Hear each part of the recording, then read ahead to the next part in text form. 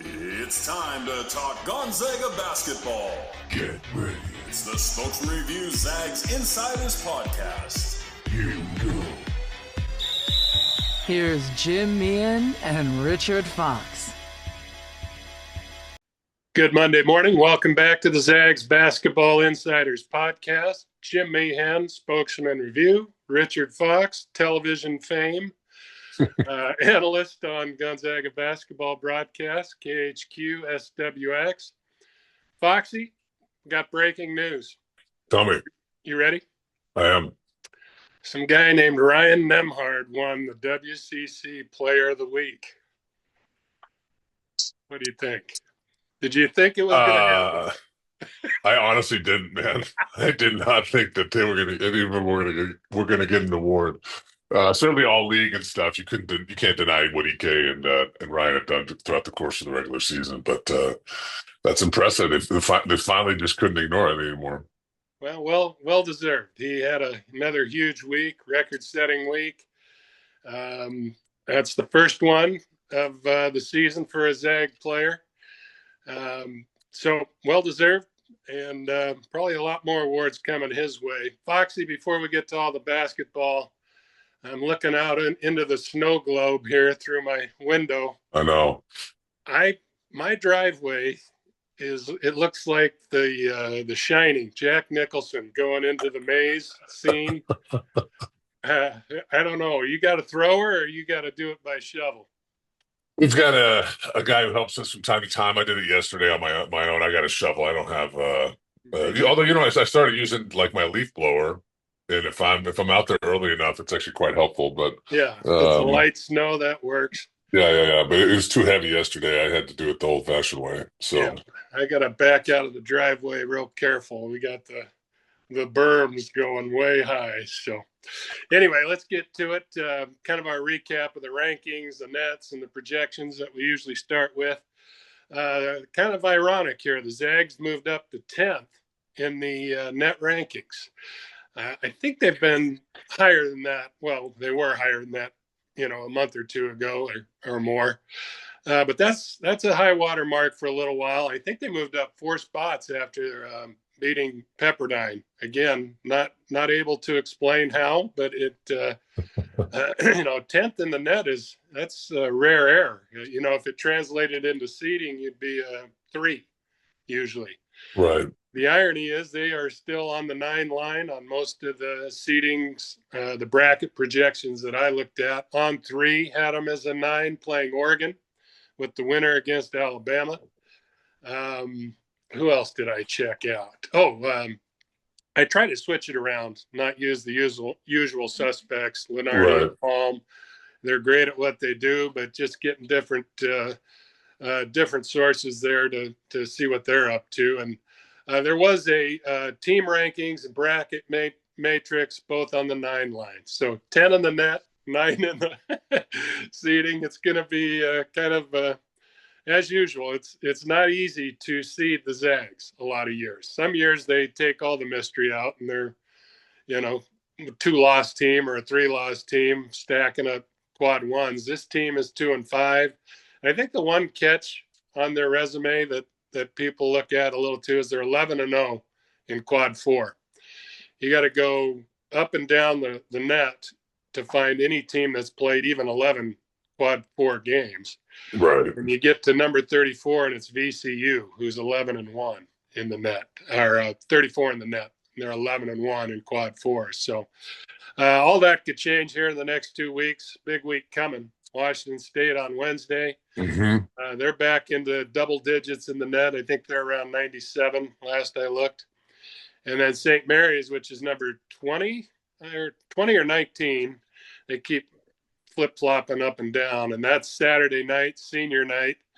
That is going to be an interesting ball game with senior night and what's at stake there. So let's get right to it.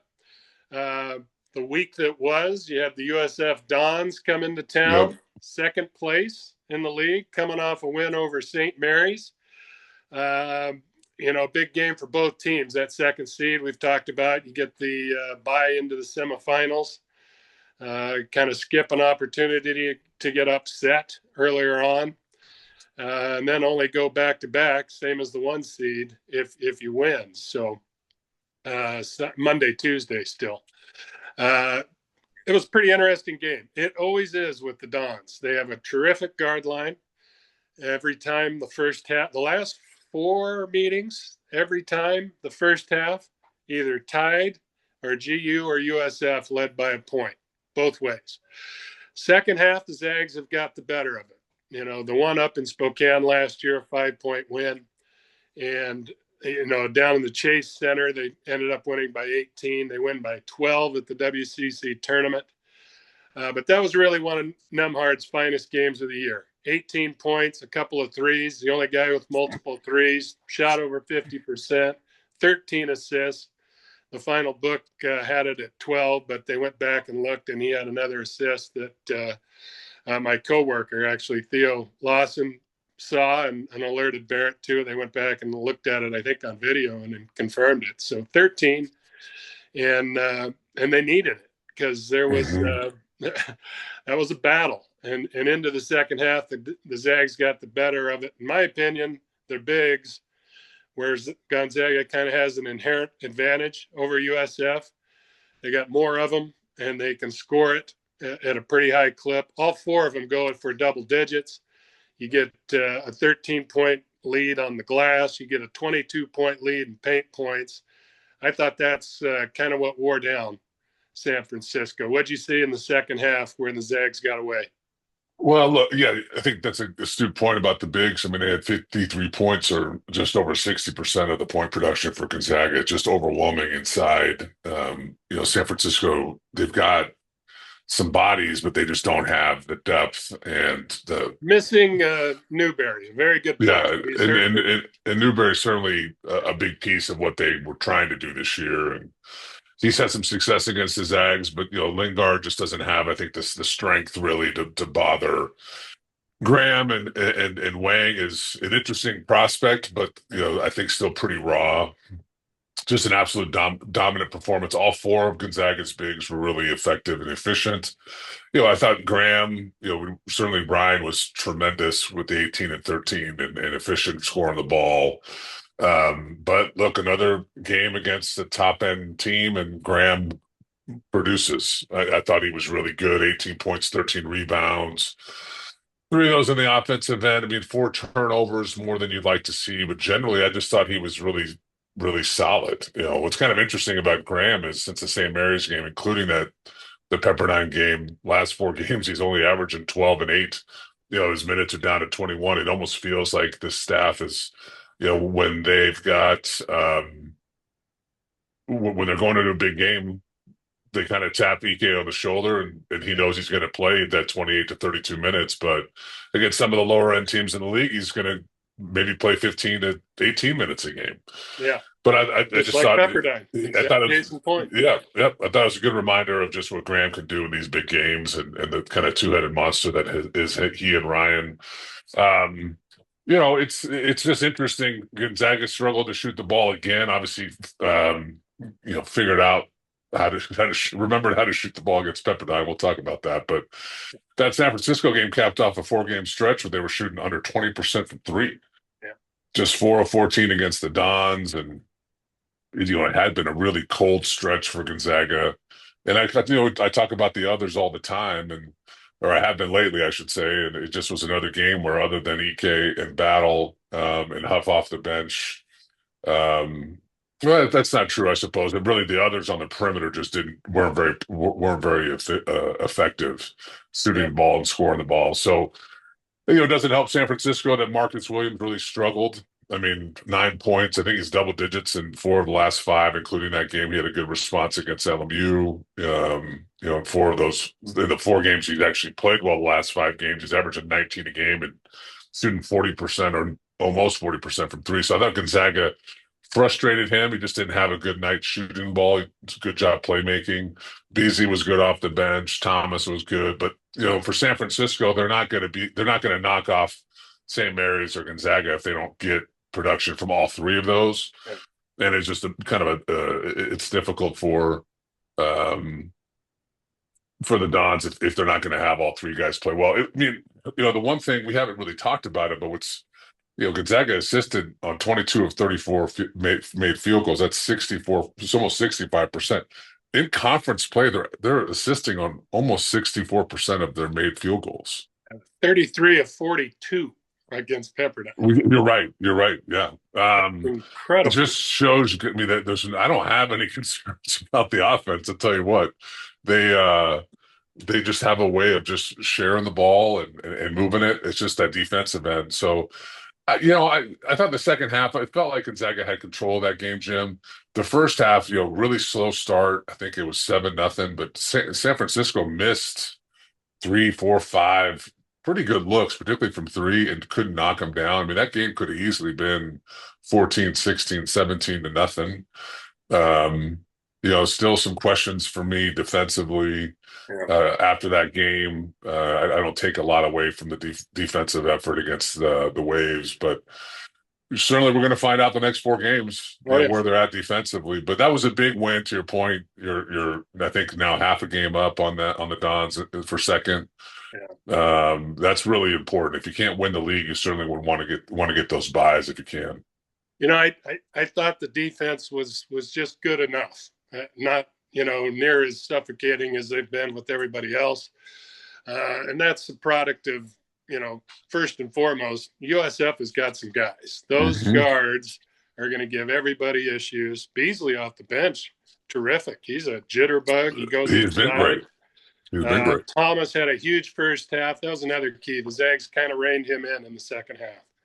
He still finished with 26, but they were hard earned in the second half, and I think he shot under 50% for the game. You're right. Williams did not get much done. Did have some assists, but I don't think he had any assists in the second half. He had 8 in the first half. So, and then their bigs are good. I love the Riley kid. The freshman's a nice player, active, bouncy, but they just don't have the numbers.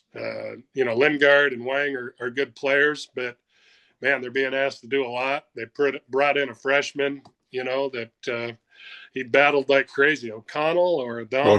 Yeah, but it just got outnumbered inside, which has kind of been what the Zags have done against USF the last few years. Even when they had Jonathan Mobo, who's in the NBA now, a very good power forward, Zags usually got the better of it inside, and that's their formula. Look, their 3-point shooting goes up and down, but they're one of the best 2-point shooting teams every year. Yeah, and use it. I mean, the usage rate for Graham Ike is as high as anybody in the country. He may not be playing a ton of minutes, but when he's out there, he's getting the ball. So just one other thing on that game, we'll move on real quick. The offense, that game got to be a 6-pointer, 2-possession game in the final 3-4 minutes, somewhere in there. And we've seen the offense struggle in some of those tighter situations. Usually it's tighter than that down the stretch in the games they've lost. But I thought they were really sharp down the stretch. They got good shots. They didn't kick it around. There weren't the turnovers. They got a stop or two. The defense, did their part too. But the final minutes haven't been kind to Gonzaga in close games. Now, it wasn't white knuckle. It wasn't 2-point game. But for the most part, I think that's a good sign too, because they haven't been in that situation in a long time. Pepperdine and Arizona State are the only games that weren't double-digit wins for Gonzaga. Amazing. Right. 7 and 8. Everything else has been, a little bit more easy. So I thought the way that the offense went down the stretch was an important. It's not going to cure all the close game ills. They got to get into more situations, but to do it in that game, a big game, scoring all the way to the buzzer was a big deal. Yeah, I don't disagree. They're going to have more opportunities to be in those situations, I think, here the next couple of weeks. I mean, just the way the schedule's laid out, it's probably about as difficult a home stretch as they've had, if not ever, certainly in a long, long time. I mean, 3 of the next 4 are quad 1 opportunities. Obviously, the one that isn't is at Pullman, 12,000 people. It's going to be a true road game. And I think that's a good Coug team, despite what their record looks like and some of the games that they've dropped. A lot like your comment about San Francisco, they've got real players, and playing in their home environment, I think it's going to be a real challenge for GU. So we'll find out here a lot about this group, I think, in the next couple weeks. Yeah. Pepperdine, which, geez, the Zags couldn't have got off to a better start, making everything up big early. It was, Caliph Battle just went boom, boom, three ball to start it. Hits even a tougher shot. It was like a step back right on the line of the 3-point line at the buzzer. Nemhard had 10 assists the first half. It was from start to finish, and I think the best sign of all that from Gonzaga's perspective is they remember what happened in Malibu, giving up 50 in the second half. They remember what Mo owed them. The Olvera kid hardly played again. Yeah, he's really kind of fallen out of favor. Yeah, he has fallen out. I don't know why. But they did a great job with Todorovic. I think he got to double digits, but was only 2 of 9 or something like that. 3 of 12. 3 of 12. 3 of 12. Yeah. There you go. And that was Nolan to start with. A little bit of Inocente in there, a little bit of Michael. Inocente had a great week. We'll get to him in a sec. But Michael Ajayi did a nice job in both games this week. He continues to rise up. But that was kind of we're supposed to, you're favored by 25. We're supposed to take care of business. You don't want to see it's close into the second half routine. And they didn't let that happen. They came out and got after it. You kind of tell I get starting to get a feeling you can tell in warmups when they are interesting, engaged, and and they're doing the drills. They do this little football throwing drill with Travis Knight. I don't know what that is, but I've seen that. When they are competing in that, and when they're not messing around in warm-ups, you kind of see what happens when they come out on the floor. But any prevailing thoughts from Pepperdine? It was a rout from start to finish. Yeah, they certainly were messing around. Battled right away. I mean, look, he's been as good as you can hope for a guy who's not been able to buy a bucket. Obviously, finally got going against Pepperdine, but leading up to that 4-game stretch ending with San Francisco, he getting to play 25 minutes a game, averaging 13, but just shooting 27% from the field, 2 of 17 from 3. The difference is he finished that stretch, last 3 games of that 4-game stretch ending with San Francisco, 31 of 32 from the line. Yeah, and I love how aggressive he's been. They need him to be that. And I was saying that on the call on Saturday night. We had a lot of time to talk about other things other than what was happening on the floor. You have to, I may have said this here too, but you have to live with the misses if you want the makes with Caleb. He's going to have stretches where he doesn't knock down shots. He's going to have a shot or two where he maybe forces the issue, particularly drive. I think sometimes on his drives, he gets stuck and he's trying to draw contact, a foul, get bailed out versus, either not taking that shot or trying to, play more under control. Yeah. But on the flip side, he is the one guy that can make a difficult shot late in a late clock situation. They don't have that with anybody else. That's not EK. That's not Nemhard. And he really needs to be their third guy down the stretch here. That is their third scorer. They need to find a way to keep his consistency there. And to me, that's him getting to the line. And that's a great indicator, I think, with Caleb about his aggressiveness and how engaged he is. So I'm looking for that down the stretch. He doesn't need to get to the line 8, 9, 13, 15 times per game. But is he consistently, putting stretches together where he is getting to the line? I think that's a good sign. So I was happy to see the ball go in for him. Your comment about Ajayi, I mean, that's so true. Double digits, 5 of the last 7 games. He's back in the rotation fully, averaging 22 minutes a game in that stretch, 10 points, 8 rebounds, and more importantly, he's shooting the ball well, 60%. He's got 1 turnover in that stretch. Yeah. I think that part of his challenge and part of, I think, the reason that maybe he was getting a quick hook was some of the turnovers he was committing were really. I mean, you remember the game at Pepperdine? Yeah. Just throwing it all over the place. I think he's finally settled. I think he understands what's being asked of him. He's playing within himself, and he's certainly playing with more confidence. When he shoots the ball, it feels like there's some belief there from him that he's going to make it. Yeah. So, I think sometimes these games like Pepperdine they're kind of get right games. You just see the ball go in, and particularly guys who've been struggling. I think of Hickman.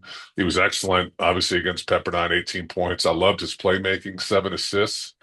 I don't know if I look at Nolan as I think of Caleb as their third scorer. I know Nolan has that in him, particularly the way he shoots the ball.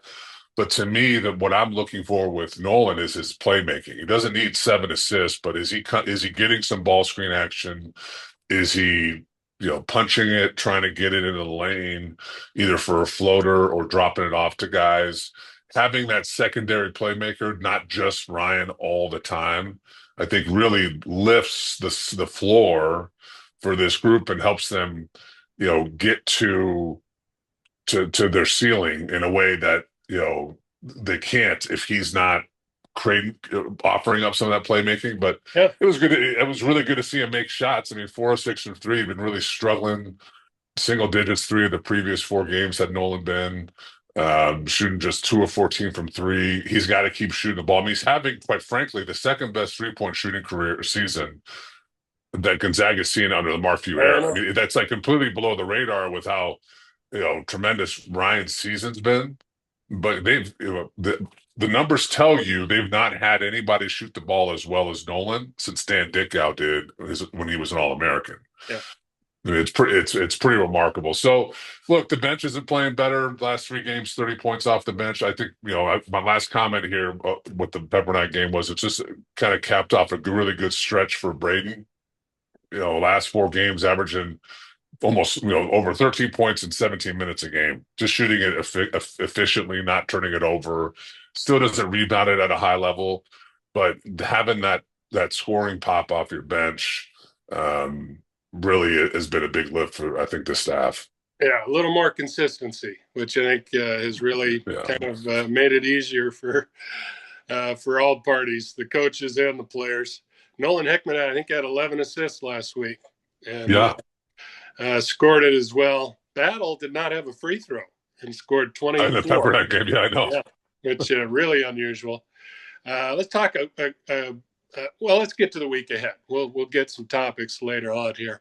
Week ahead is Washington State on Wednesday. They have Isaiah Watts back, pretty good scorer. I think he's averaging around 12 a game, shoots it close to 39% on threes, but the Cougars have dropped 6 of 7. Yeah. Got handled like a lot of teams do at St. Mary's, lost by 21, close early.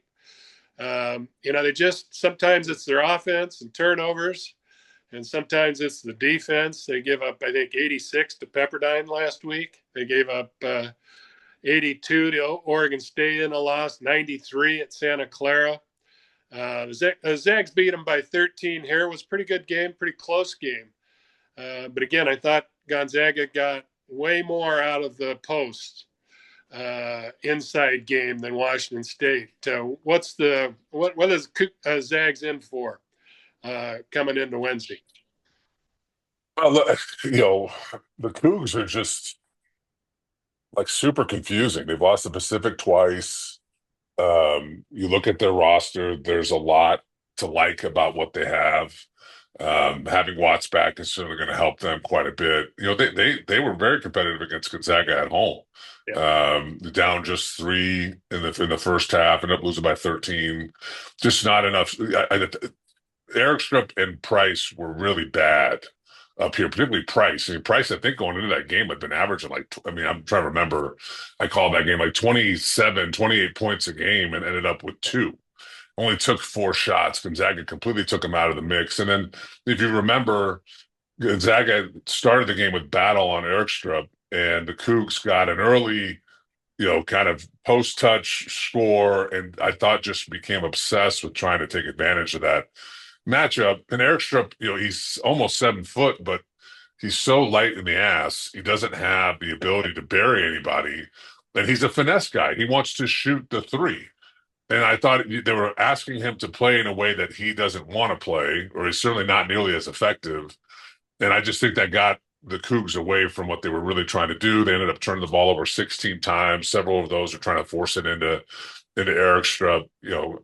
Tried to post up a smaller defender. Yeah. I mean, Calmes is certainly going to be a handful. He was good up here. They've got the freshman Thomas. I'm not going to try his last name. I had to learn it for one game. I've forgotten it, but he's now coming off the bench, right? So you've got Isaiah coming in, who's starting the game. He offers them more scoring punch, and now you've got your freshman on the bench. But it's I think it's going to be a great game. I really do. I really like the way the Cougs play. I remember talking to Riley going into the game, and his comment to us was, our question was, how are we going to know that you're happy with how you're playing? And he told us, if we get the ball in the paint twice per possession, I know that we're driving, kicking, and we're forcing Gonzaga, anybody they're playing. Yeah. At that point, that's after that second time, you've got a team that's scrambling, trying to help. You've got the defense moving. I thought in the first half they were successful with that. I thought in the second half, Gonzaga had shored things up a bit defensively, and the Cougs just couldn't make shots. I'm looking at it now. What they ended up shooting, they shot 8 of 21 from the three, only 8 free throws in that game for the Cougs. So I don't know, Jim. I'm thinking it's going to be a close game. I really do. I think it's going to be a real test for Gonzaga. I think the 3-point line will be huge. If the Zags make enough, they don't have to go crazy. But if they can make enough to keep the inside game, to kind of keep the defense honest, and vice versa, if the Cougs aren't hitting 13 or 14 or really, torching them outside, I think it swings a lot in Gonzaga's favor. But on the home floor, home team usually shoots it quite a bit better, and they got the crowd behind them. So we'll see. It's going to be a heck of a game. And so is Saturday. Senior night. Wow, yeah. Senior night might take as long as the game itself, the ceremonies, with as many guys as they got to honor. But how many guys are they honoring? 6? Oh, I think it's 6, maybe. Maybe more. The whole starting 5. I presume Ajayi's considered a senior. I mean, I know there's some question that maybe. I'm not sure what to consider Steele. He's been here a couple of years, but hadn't been able to play. I think he's a redshirt junior on the roster. But anyway, the Gales are still 2 up. One of those wins over Gonzaga was a huge one down in Moraga, 62-58. It was a game I thought the Zags had every chance to win, played well enough to win, just kind of dried up offensively in the final part of that game. That matchup, it's not going to be 90 to 85. I think if the Zags get to 70, their chances go way up. Whoever gets to 70, the chances go way up. But how do you size up the rematch? And I think just the important nature of it for Gonzaga. This is a win they need for their mindset and their psyche, not only to keep chasing, St. Mary's in the standings, but I think for their, their confidence. This is a team that is very good, and they need to find a way to get to the finish line. Yeah. I should know this. We've talked about it on our broadcast. I mean, last time Gonzaga's had 4 losses in league. I mean, it's been a long time. So 16, I'm guessing. If even though I think it's even further back. I'm not sure Mark's ever been there, but I think it's going to be challenging because I can't imagine that St. Mary's is going to struggle against that zone in the same way that they did down there. Then that was a clever wrinkle from this staff. I think it was a wrinkle they needed. It was a bit desperate.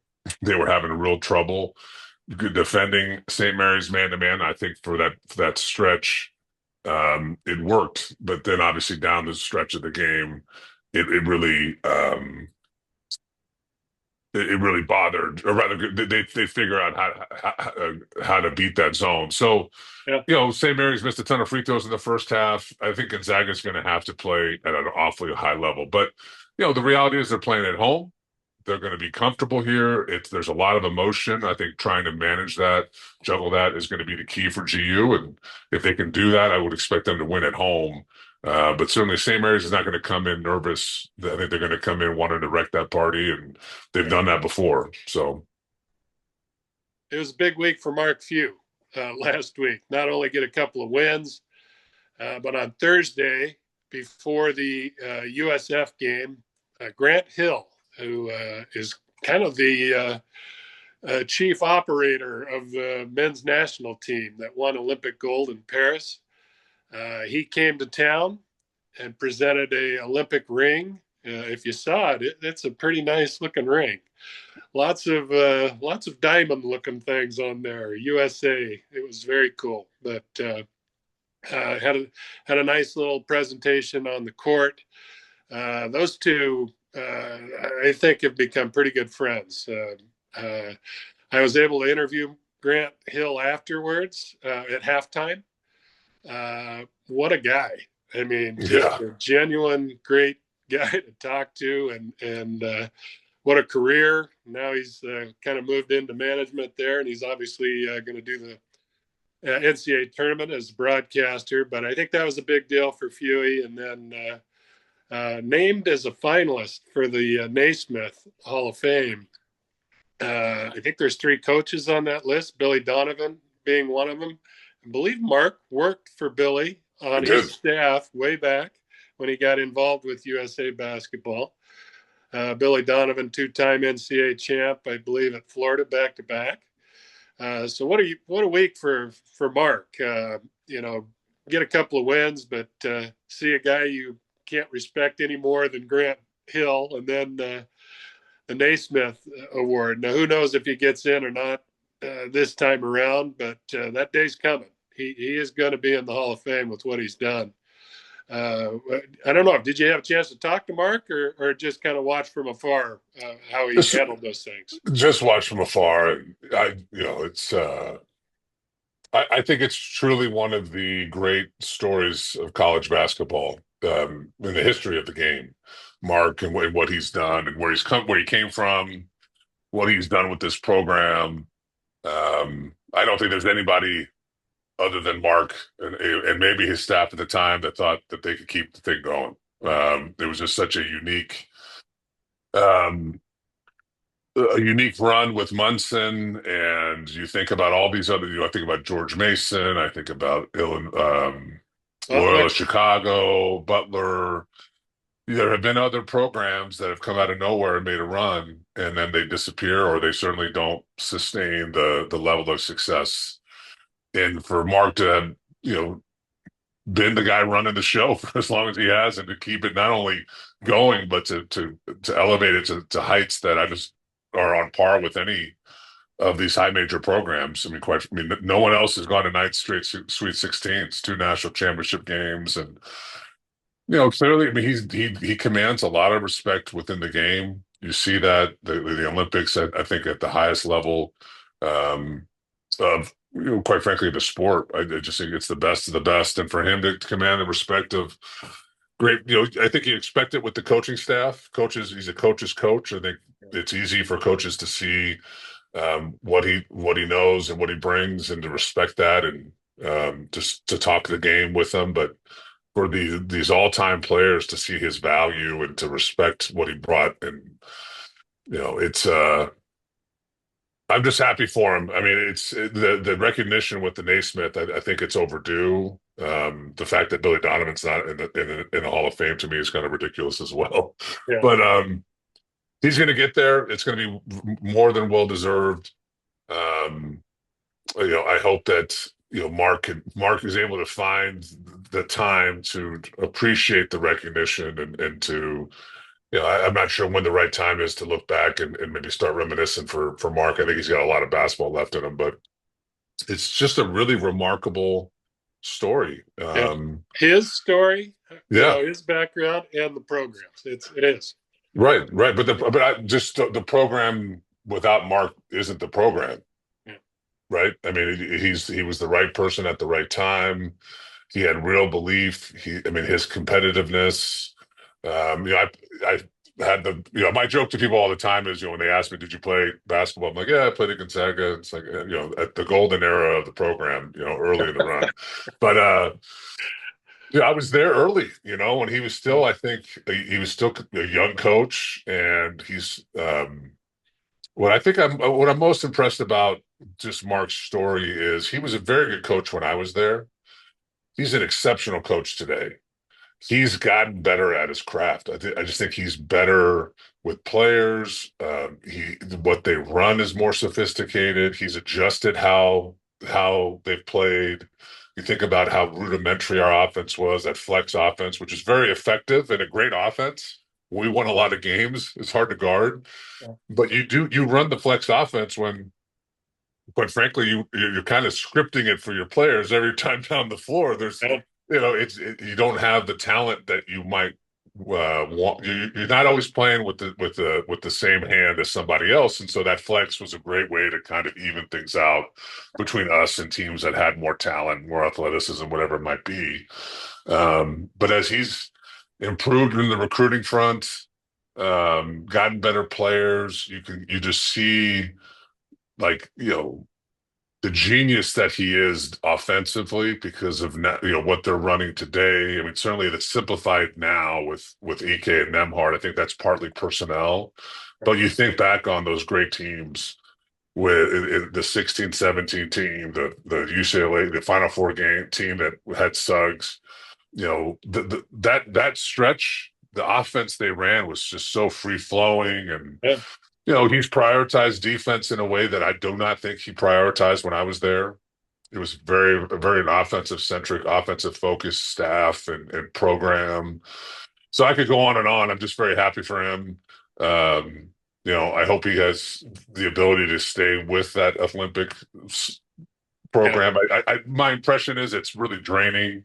It's a huge commitment. You certainly don't get the break you normally would get between seasons.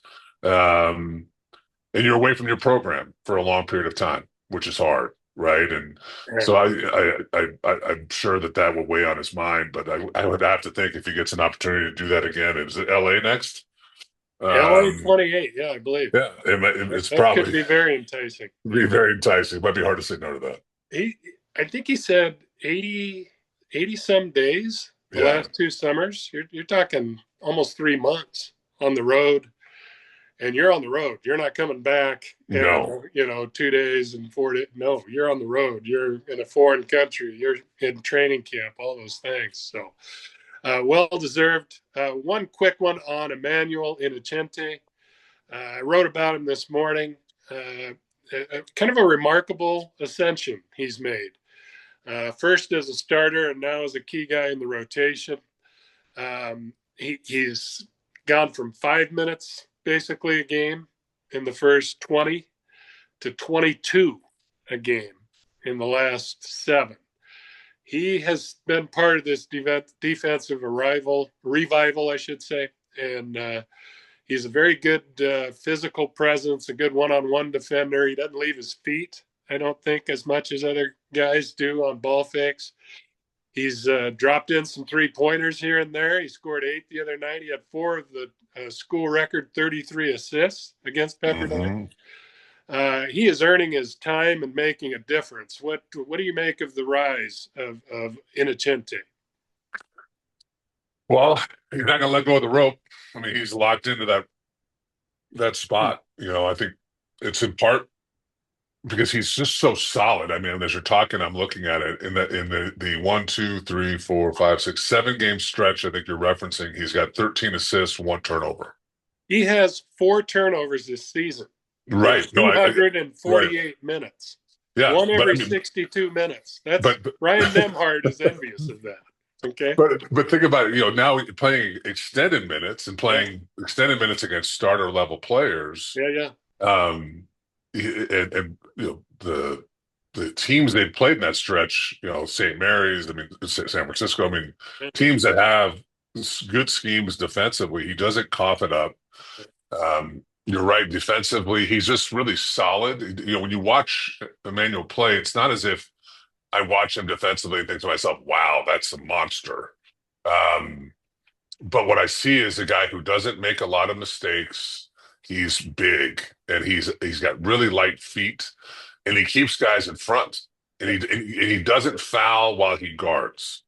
He's a high level defender because he has the like, combination of he's physically able to compete against high major guys, but he doesn't commit stupid fouls, and he's generally at the right place at the right time. He's a very good weak side helper. Yeah. And then offensively, he doesn't hurt you, right? I mean, and he doesn't take bad shots. He's not shooting a great percentage. Made both his threes. Had a good week last week, 3 or 4. Yeah. But that's not coming. He's not in the game to take 5, 8 threes like Nolan is. But he takes generally good ones. He shoots it with confidence. The worst thing is a bad shot. The worst thing is an ill-timed bad shot, right? Early in a possession, one pass, 2 pass, now, and no one expects you to shoot it. All his shots come in rhythm. They're not surprises. I think the teams, wants him to take those shots. And he makes enough, I think, where teams have to honor him. They can't play off of him. And he doesn't congest what they're doing offensively by shrinking the court and making life harder. I mean, if he enters the pass into Ike from the wing, it's not as if his guy is sagging off. Teams aren't deliberately doubling off of Emmanuel. So, look, this is his spot now. And part of it is Dusty just has really struggled. You and I both thought at the start of the year that he was turning a corner. That didn't happen. And I think a lot of Dusty, I think he's got a really bright future in basketball. He's got a lot of pieces you would want, but confidence is a real thing. And when you watch him play, Dusty feels like a kid whose confidence isn't where it needs to be. And Emmanuel looks like a kid who's got a ton of confidence. I mean, when he makes a good play, like it doesn't seem like he's surprised at any way. He just has this calming effect. Yeah. Which is weird for a guy who's barely played and now comes. But think about it, he played 31 games last year. Yeah. I mean, he's played. He just hasn't played for Gonzaga, right? But this isn't a guy who I'm trying to think of a recent example in Gonzaga history. But this isn't a guy you took a flyer on because he had moments last year, but he only played, call it 6 minutes a game, right? He played 32 minutes a game last year for Tarleton, right? Yeah. So he's got a lot of time on the floor. Yeah. It just brings a calm confidence out there. That's, it's, and he fits. And he doesn't look out. He doesn't look like this is, I'm on too big a stage. He doesn't look like that at all. I mean, he's just very solid player, both ends. But and when they play he and Battle together, which they don't do a lot of. Yeah. Whoever they have up front, they're big. Yeah. I mean, they got 2 legit 6'5", 6'6" wings that can guard. I mean, Caleb's engaged defensively. He's a high-level defender. Yeah. He's not always engaged, but when he is, he's difficult to score on. Yeah. And then you throw it. And so now having Ryan on the floor it doesn't feel like having a small guard is hurting you at all. It's been a really nice addition. No, he's making a big difference. So you remember they listened to us though. We were the ones who said it, right? It's the same thing with Ben Gregg last year. I mean, Foxy, they're all listening. They're obviously listening to this podcast. Obviously. Hey, that's going to do it for this week. Enjoyed it as always. Our thanks to Christy Burns. We are making her work a little harder today. Sorry, Christy. We appreciate it. I'll post this on the website, spokesman.com. It's on YouTube. It's on Apple Podcasts, Zags Basketball Insiders Podcast. Come check it out. We'll be back with you next Monday. Have a good week, everybody.